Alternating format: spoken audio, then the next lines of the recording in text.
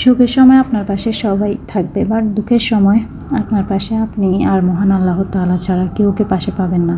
তাই নিজেকে ভালোবাসুন। আপনি যদি লাইফে কোনো ভালো কিছু করতে চান তাহলে কারো কথায় কান না দিয়ে চেষ্টা করতে থাকেন, নিশ্চয়ই আল্লাহ তার ফল আপনাকে দেবে। আর প্রচুর পরিমাণে ধৈর্য ধরতে হবে।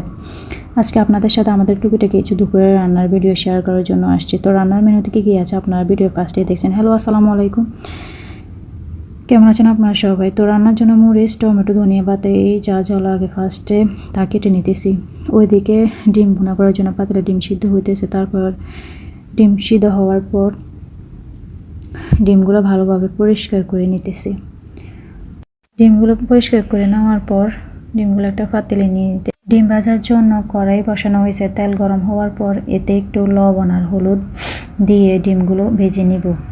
ডিম ভাজা শেষ করে একই তেলে কেটে রাখা আলুগুলো সেমভাবে ভেজে নেব। আপনারা চাইলে আলুগুলো স্কিপ করতে পারেন। তারপর ডিম রান্না করার ফালা। তেলে কিছু পেঁয়াজ, টমেটো, হলুদের গুঁড়ো, মরিচের গুঁড়ো, একটু মশলা, গরম মশলা,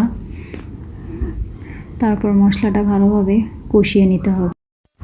কষিয়ে নেওয়ার পর ডিম আর আলু দিয়ে রান্না করে নেব। এই তো দেখতেই পাচ্ছেন আপনারা ফাইনাল লুক। তারপর অন্য পাশে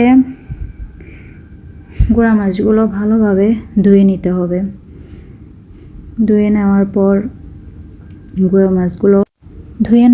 গুঁড়া মাছগুলো একটা পাতিলে নিয়ে এতে টমেটো, পেঁয়াজ, হলুদ গুঁড়ো, মরিচের গুঁড়ো, একটু গরম মশলার গুঁড়ো, এই যে যা যা লাগে লবণ সব কিছু দিয়ে হালকা করে মেখে নিতে হবে। মেখে নেওয়ার পর তারপর একটা পাতিলে বসিয়ে দিতে হবে। বসিয়ে দিয়ে রান্না করে নিতে হবে। তো আজকের জন্য এতটুকুই। সবাই ভালো থাকবেন। আল্লাহ হাফেজ।